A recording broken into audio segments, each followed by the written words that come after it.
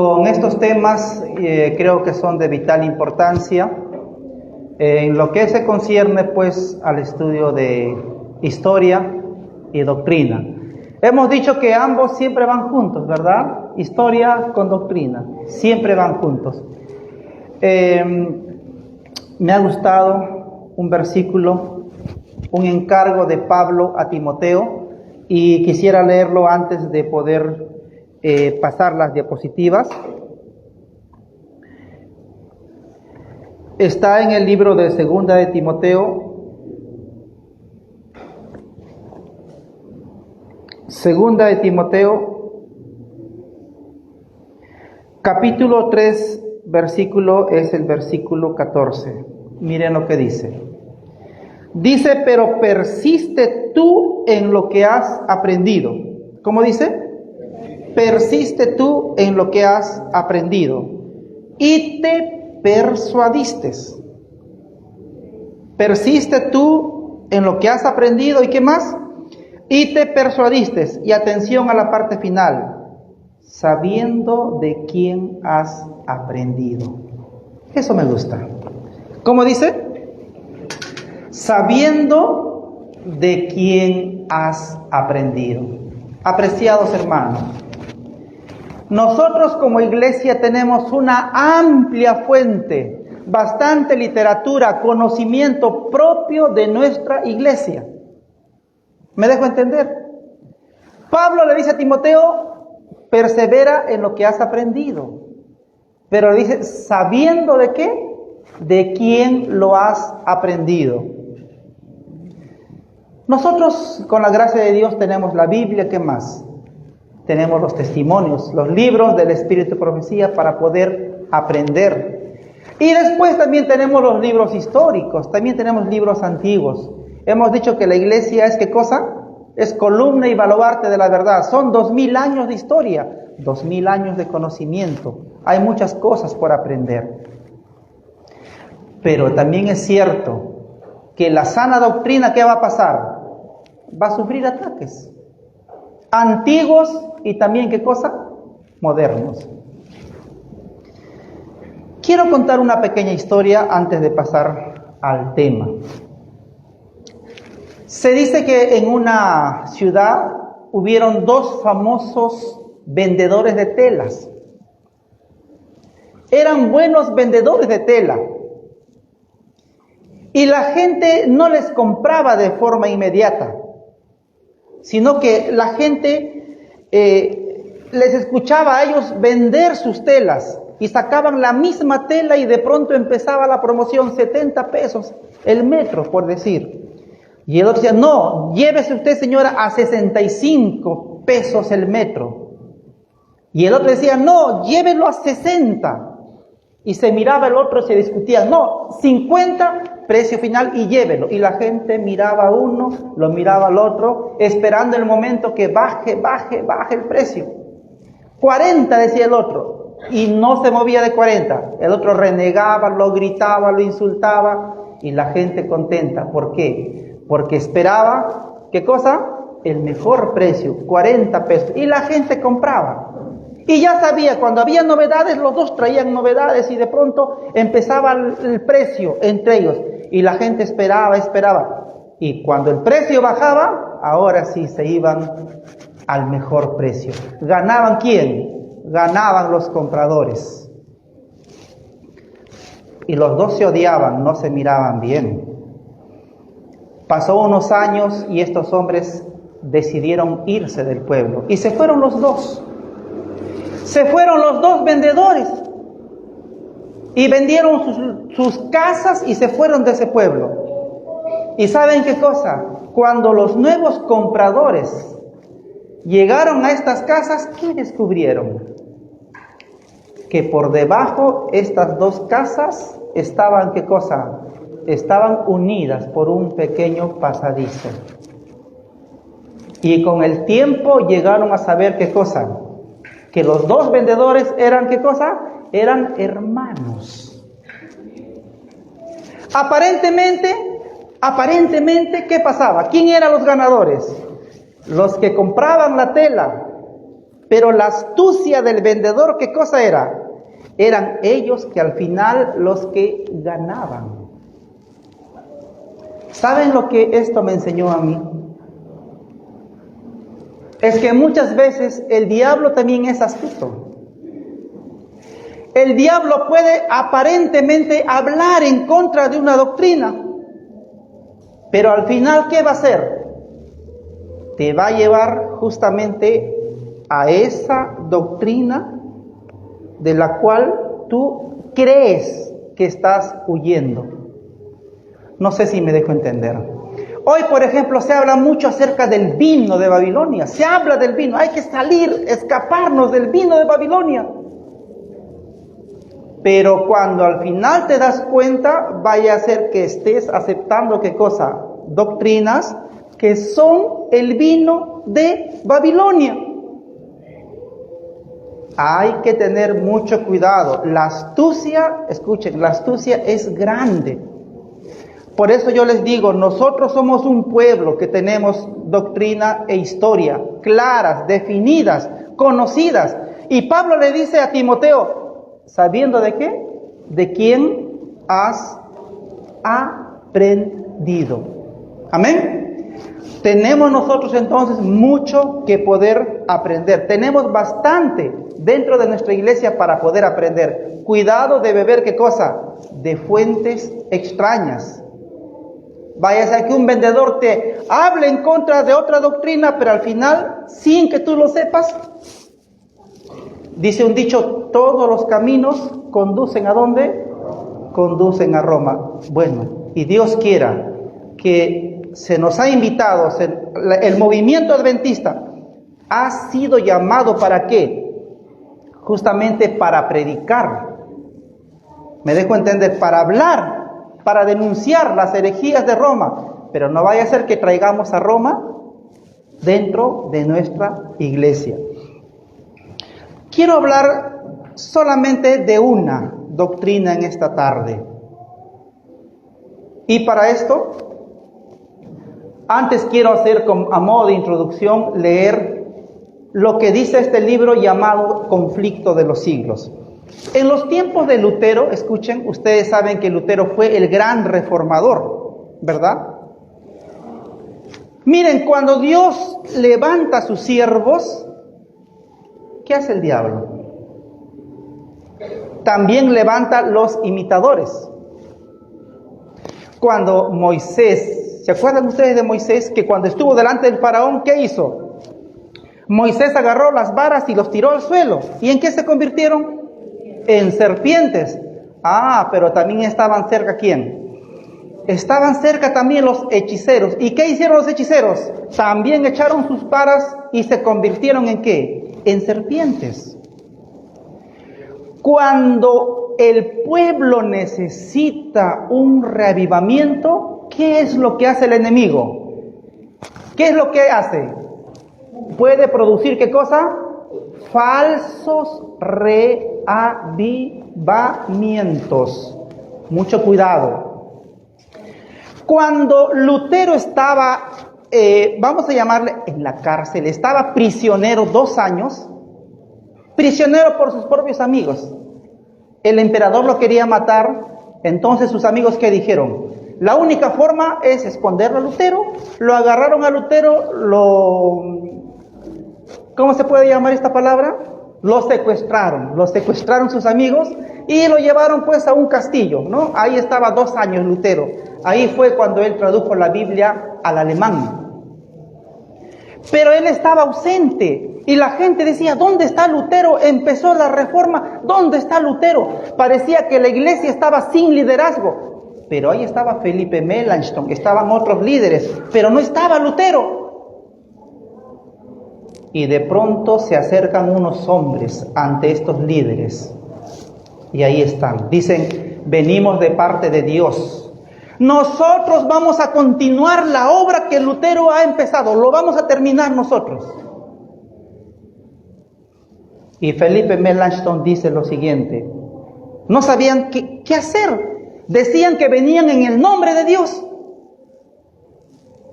Y Felipe Melanchthon dicen, hay en verdad espíritus, ¿qué cosa? extraordinarios en estos hombres. Pero ¿qué espíritus serán? Por una parte debemos precavernos de contristar el Espíritu de Dios. Vaya a ser que sean de Dios y estamos contristando el Espíritu de Dios. Pero también, ¿qué dice ahí? Por otra parte, puedan ser que seamos seducidos ¿por quién? Por el espíritu de Satanás. Ojo. Entonces, cuando viene un mensaje, cuando vienen mensajeros que aparentan o dicen ser de parte de Dios, ¿qué hay que hacer? Tener mucho cuidado. Puede ser que vengan de Dios y estemos rechazando un mensaje. Sería muy triste eso. Pero también, ¿qué pasa? Puede ser que no vengan de parte de Dios, sino ¿de quién? De parte del enemigo. ¿Ya? Yo estaba una vez colportando por Tumbes, me acuerdo, y los hermanos me dijeron, vamos a repartir volantes. Vamos, le dije, vamos hermanos. Y empezamos a salir casa por casa, ¿no? A repartir volantes. Me acuerdo que llegamos a una casa, tocamos la puerta y le decíamos, señora, hemos venido a repartir la palabra de Dios, le demos un volante. La señora miró y me dijo, yo también soy creyente, me dijo. Pero ¿sabe qué? No, ahí nomás me dijo. ¿Pero por qué? Le digo, señora. ¿Sabe qué? Le dice, nosotros ya no necesitamos la palabra. Nosotros ya no necesitamos la Biblia, me dijo. Porque nosotros somos guiados directamente por el Espíritu Santo. ¿Qué les parece eso? ¿Para qué ser guiados por palabras de autores antiguos cuando Dios directamente te habla con su espíritu? Es poderoso ese argumento. ¿Ah? Buen argumento. Entonces la Biblia ya es obsoleta, es antigua, ¿no? Entonces solamente puede servir como fuente histórica, pero Dios directamente te va a hablar. Y algunos dicen, veré lo que Dios me habla por el sueño para saber cuál es su voluntad. ¿Dónde está su voluntad? Aquí está. Está aquí en la palabra de Dios. Entonces, estos hombres se presentaron y Felipe dijo, pero estos hombres son extraordinarios, ¿pero serán de Dios o no serán de Dios? Esta pregunta es la que siempre nosotros tenemos que ponernos a pensar. Vamos a poner la siguiente diapositiva. Y hoy, por ejemplo, se escucha mucho una doctrina moderna que nos habla acerca de la naturaleza pecaminosa de Cristo. No vamos a entrar en la parte doctrinal, vamos a entrar en la parte histórica, ¿ok? Solamente cómo aparece esta doctrina, nada más. La siguiente, por favor. El libro de Efesios capítulo 4, versículo 13, dice lo siguiente: hasta que todos lleguemos a la unidad de la fe y del conocimiento del Hijo de Dios, a un varón perfecto, a la medida de la estatura de la plenitud de Dios. ¿En qué año fue escrito este libro? Aproximadamente. En el siglo I, para ser más prácticos. ¿Qué decía Pablo? En otras palabras, hermanos, tenemos que llegar a una unidad de conocimiento sobre Cristo. Hay que llegar. Hoy, en el siglo XXI, alguien dice, hermano, tenemos que llegar a un conocimiento. Yo les pregunto, pasó 2000 años y la iglesia no llegó a la unidad de fe sobre Cristo.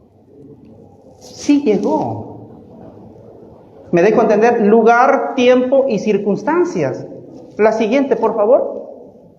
La iglesia pasó muchos problemas, herejías, controversias teológicas. Las dos más grandes van a ser en el siglo IV y en el siglo V. Tenemos ahí a Arrio. Ustedes han escuchado arrianos. Dice la doctrina arriana.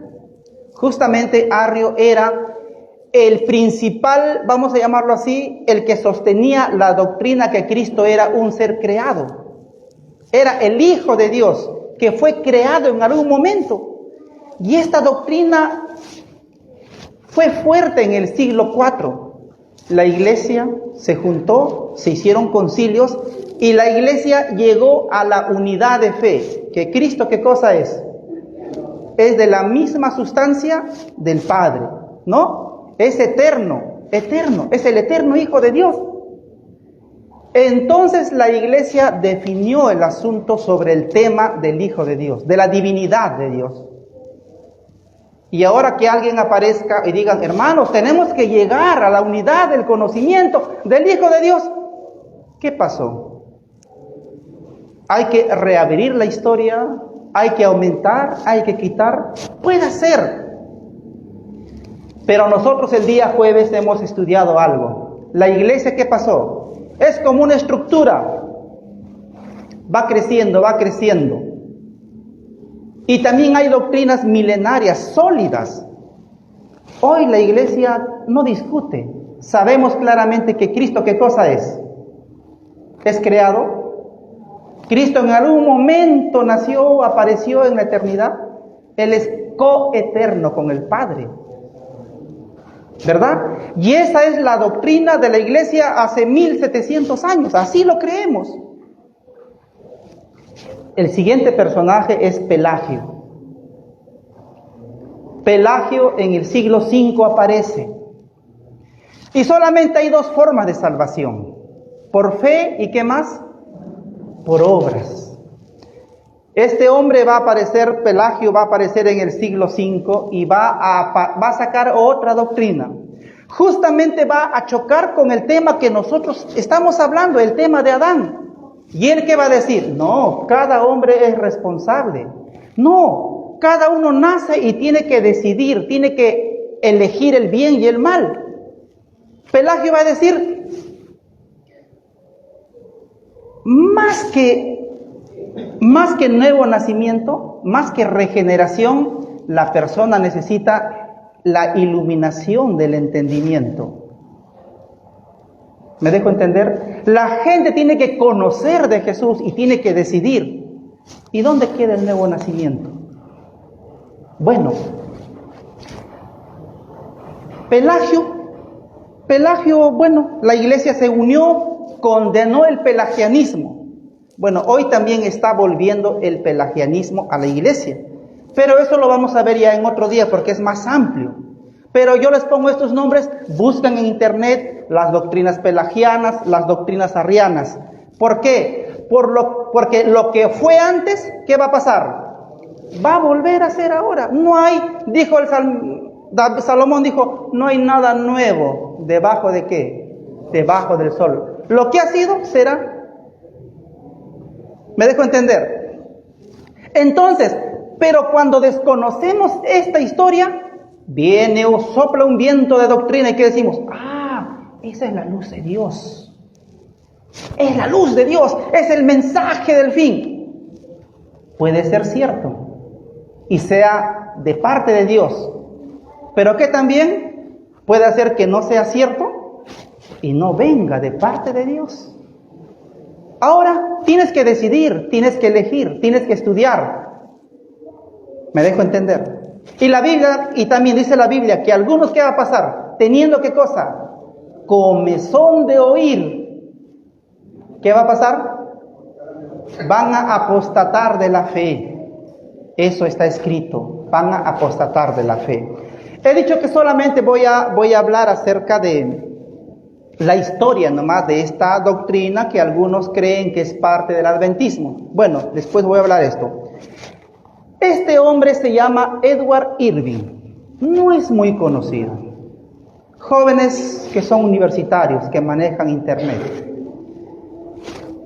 Escuchen, y hay que ser como los bereanos, porque a lo mejor también yo les doy una información que no es cierta. Ustedes pongan en internet en casa, Edward Irving. ¿Quién fue Edward Irving? Él no es conocido, no es muy conocido. Pero cuando tú empiezas a estudiar en la historia y empiezas a investigar, él era un pastor. Dice ahí, ¿de qué iglesia? Pastor presbiteriano. Se graduó en una universidad en el año 1809. Él murió joven nomás. Pero dice que era un hombre con unas dotes extraordinarias. Un hombre intelectual, un predicador, un orador. Este hombre es muy importante. ¿Saben por qué? Porque él va a ser justamente el creador, el autor, el fomentador de doctrinas que permanecen el día de hoy en muchas iglesias. Pasa la siguiente. Vamos ahora al contexto histórico. Escuchen. Cuando hablamos de 1830, 1840, va a aparecer también, ¿qué cosa? El movimiento adventista, de la cual nosotros venimos. Esta enseñanza está casi paralela. Pero ¿saben qué cosa? Nosotros creemos, escuchen, que por el año 1844, ¿qué pasó? Apareció la doctrina del santuario. Y la hermana Juay dice claramente que los que estaban esperando a Jesús, ¿qué pasó? Se levantaron, estaban en el lugar santo, ¿y qué hicieron? Pasaron con Jesús ¿a dónde? Al lugar santísimo. Eso está ahí claramente. Pasaron, dice, al lugar santísimo, y ahí estaba Jesús. Se levantaron, dice, con Jesús, elevaban su fe hacia Él en el lugar santísimo. Y rogaban, Padre mío, danos este Espíritu. Entonces Jesús soplaba sobre ellos el Espíritu Santo. En ese aliento había luz, poder y mucho amor, gozo y paz. Perfecto, aquí está bien. Los que pasaron al lugar santísimo. Pero había otro grupo. La siguiente. Dice, me di vuelta. ¿Qué es darse la vuelta? Mirar para el otro lado. Ella contempla un grupo que no pasa al lugar santísimo. ¿Sabe quiénes son? Los que rechazaron el mensaje del santuario, los que rechazaron el mensaje de la segunda venida. Eran las iglesias, ¿qué cosa? Evangélicas. Ellos se quedaron en el lugar santo. ¿Y qué pasó? Ellos ¿qué pedían? Decían, Señor, Padre, danos tu Espíritu. ¿Saben por qué? Las iglesias en el siglo XIX, escuchen, ellos buscaban el reavivamiento. Querían reavivamiento porque las iglesias estaban dormidas. Y coincide cuando dice acá, Padre, danos tu Espíritu. Pero ya no estaba, Jesús ya no estaba en el lugar santo. ¿Dónde estaba? En el lugar santísimo. ¿Y quién empezó a soplar sobre ellos? ¿Qué dice? Satanás soplaba entonces sobre ella. Una influencia impía, en ella había luz y mucho poder, pero nada de dulce amor, gozo ni paz. ¿Quieren poder? Sopla el poder. ¿Quieren revivamiento? Sopla el revivamiento. Y va a aparecer en las iglesias evangélicas el pentecostalismo. ¿Sí me dejo entender? Antes solo se les decía iglesias evangélicas, iglesia evangélica, ¿no? Luterana, bautista, iglesia evangélica, presbiteriana. Hoy, ¿qué iglesias hay? Las iglesias pentecostales. Ahora yo les pregunto, ¿cuándo aparecieron? Aparecieron en esa época. Yo les pregunto ahora a ustedes, ¿cuál es la característica de las iglesias pentecostales? Hablar en lenguas. ¿Y qué más? Hacer milagros, sanidades, tiemblan, el poder del Espíritu Santo. Vean, ahí está. Anterior dijo, Padre, danos, queremos tu luz. Sopla Satanás y empieza ahora sí. Y las iglesias evangélicas van a empezar a captar movimientos pentecostales. Pero ¿cómo empieza el movimiento pentecostal? Quien va a promover este movimiento va a ser Edward Irving. Dicen los historiadores que él empezó a escribir, que donde él reunía, empezaban a hablar en lenguas. Él buscaba con énfasis el derramamiento del Espíritu Santo. Quería un reavivamiento. Ya se había terminado el reavivamiento de los hermanos Wesley, ¿no? El metodismo. Un tiempo trajo auge. La hermana Juay era metodista. Y la iglesia parecía que estaba reavivada. Pero cuando la iglesia adormece, queremos buscar un reavivamiento. Y apareció un falso reavivamiento. ¿Qué movimiento? El movimiento pentecostal. Y la mayoría tienen ese loguito. ¿Ese logo qué significa? El Espíritu Santo. Entonces, Irving puso fuerte énfasis en la labor del Espíritu Santo. La siguiente, el don de lenguas. Ustedes han visto en las iglesias pentecostales, empieza el maestro de la música, ¿no? Empieza a tocar y empiezan ellos a profetizar y empiezan a hablar en lengua y sacan profecías. ¿Será de Dios esto?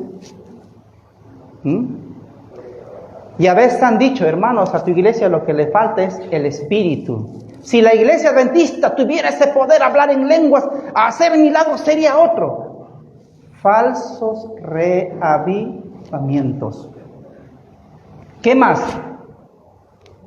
Sanaciones, los milagros. Pero es curioso, ¿no? Que los grandes televangelistas, ¿qué hacen? Donde están las cámaras, ¿no? Ahí están las sanaciones. Traen enfermos, cojos, y empiezan a sanarse, entre comillas. Ven por tu sanación.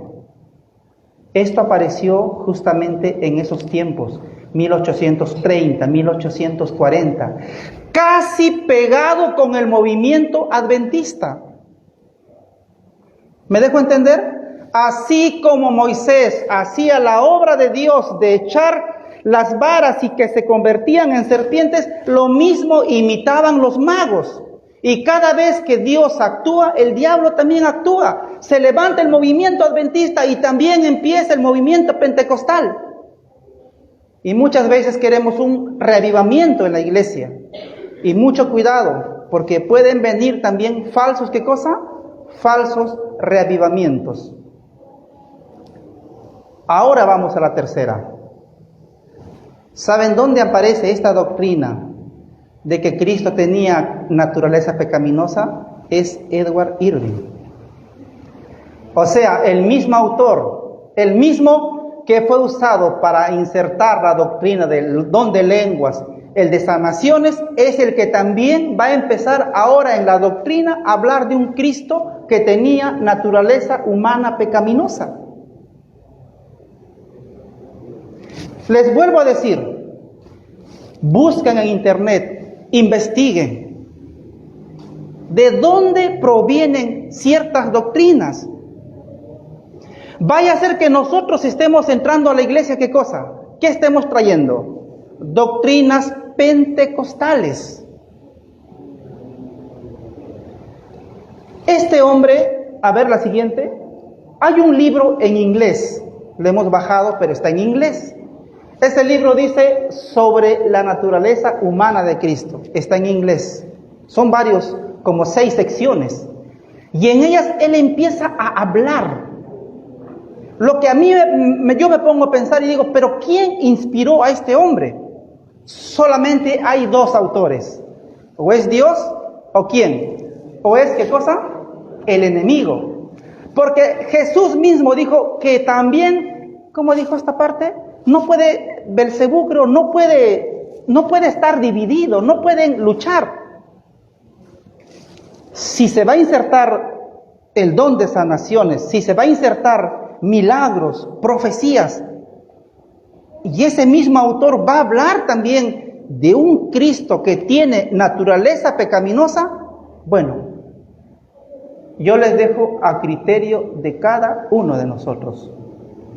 Alguien puede decir, el hermano Wilson está hablando por... No, ahí están los libros, están en PDF, están en internet, hay que traducirlos y uno mismo investigar. Escuchen, y los mismos argumentos que hoy escucho de algunos líderes o hermanos son los mismos argumentos que están en esos libros. Los mismos. En esos tiempos, la siguiente...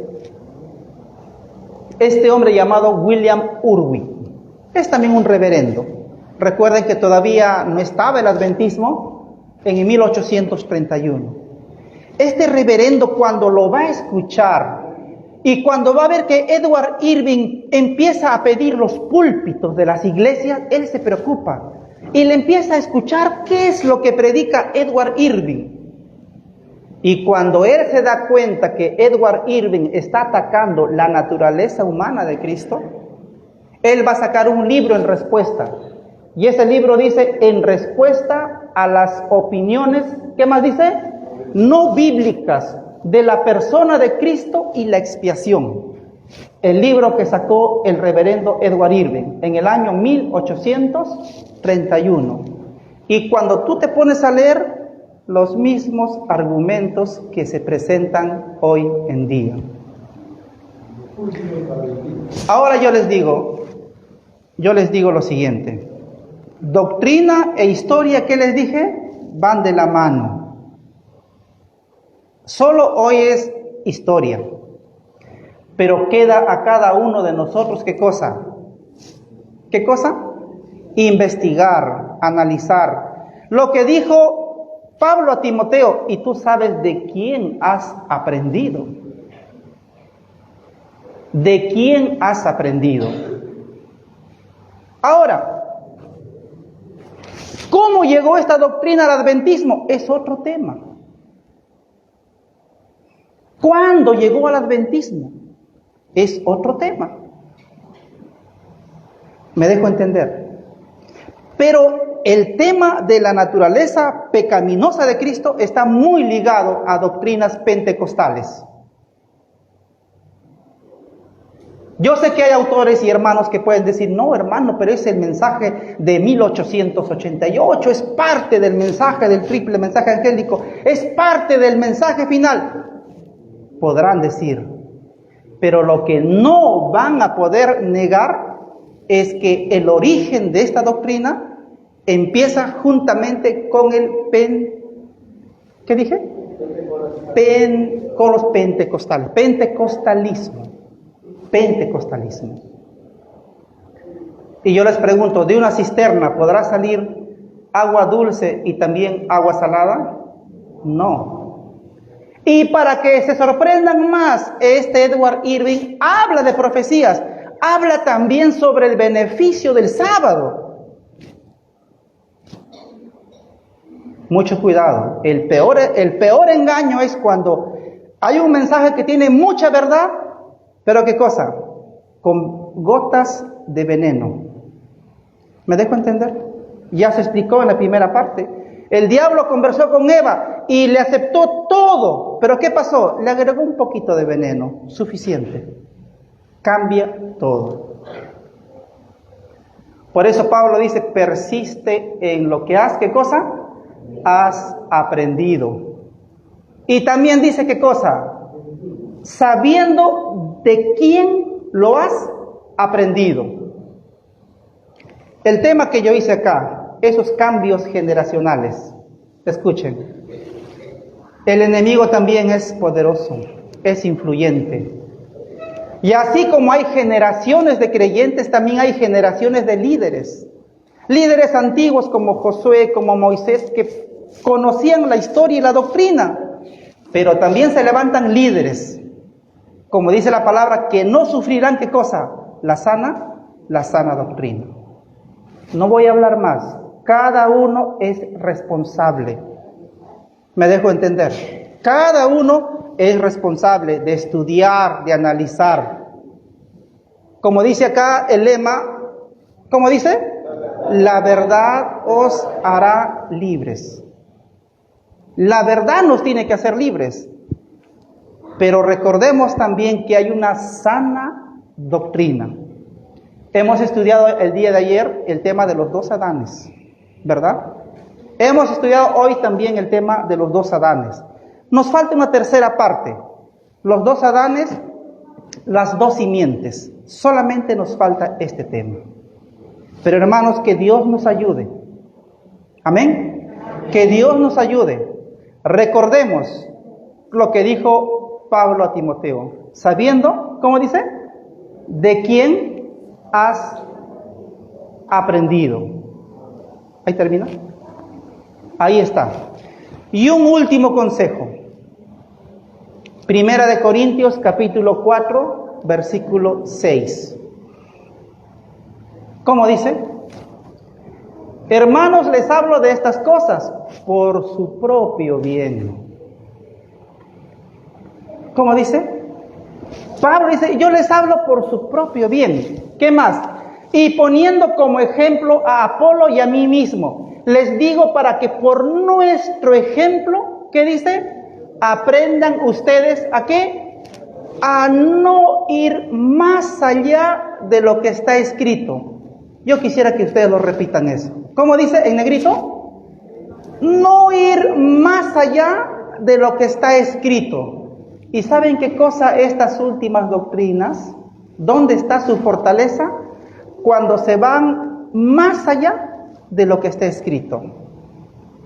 Si dice vino en semejanza de carne de pecado, ahí es, no me voy a ir más allá. No, pero que es igual, no, la Biblia dice semejanza y semejanza es. ¿Me dejo entender? Ahí está el consejo, por su bien, hermanos, dice, no vayan más allá de lo que está escrito. No vayan una palabra más, ¿qué puede pasar? Cambia todo. Quitas una palabra, también cambia todo. Por eso, hermanos, Dios, escuchen, por 2000 años, hemos visto el día jueves, cómo Dios ha cuidado a su iglesia por 2000 años. Él es el constructor. Él es el constructor. Y contra la verdad siempre van a venir ataques. ¿Y saben cuál es lo peor? Cuando los ataques son ¿de dónde? De la misma casa, desde adentro. Eso también va a pasar. Así es. Y la palabra de un líder es más fuerte, es más influyente. Pero Pablo se anticipa. ¿Y qué dice Pablo? Hermano, dice estas cosas. Este es el evangelio, dice. Pero si aún, dice, viniera, ¿qué cosa? Un ángel del cielo con otro evangelio, ¿qué dice él? Pablo es duro, sea anatema, dice. No hay 2 evangelios. ¿Cuántos hay? Hay uno solo. Y Pablo dice, hermanos, yo quiero que ustedes contiendan ardientemente. ¿Por qué dice? Por la fe que una vez fue dada ¿a quién? A los santos. El movimiento adventista tiene un mensaje y lo estamos descuidando. ¿Cuál es el mensaje? Predicar el triple mensaje angélico. Predicar a Cristo en la ley. Pero han aparecido otras interpretaciones, pero la pureza del mensaje está en la historia. ¿Usted quiere saber por qué apareció el movimiento adventista? Vaya a 1844, 1848. ¿Por qué Dios levanta el movimiento adventista? Y ese es nuestro mensaje, no ha cambiado. ¿Me dejo entender? No ha cambiado. Ese es la razón de la existencia del movimiento adventista. Tenemos la luz del santuario. ¿Qué más tenemos que predicar? La ley de Dios. De manera enfática, ¿qué mandamiento? El 4º mandamiento, el sábado. El sábado será ¿qué cosa? ¿La piedra de qué? De toque, la piedra de tropiezo al final. Ese es el mensaje de nosotros. Ese es el deber de nosotros. Pero ¿qué pasa? A veces queremos reescribir la historia, queremos volver atrás, acomodar la historia. ¿Sabe lo que yo diría? Lo que dijo la hermana Huay. Ese mensaje no me dio Dios a mí. Porque le dijeron a ella, hermana, ¿y tú por qué no hablas de justificación por la fe? Mira, Jones Waggon le están hablando. Sí, dijo, porque Dios, ¿qué hizo? Dios le dio a ellos esa tarea. A mí no me la dio. Muy humilde la hermana Huay. No me la dio a mí, lo dio a ellos. Y hay verdades establecidas, doctrinas establecidas.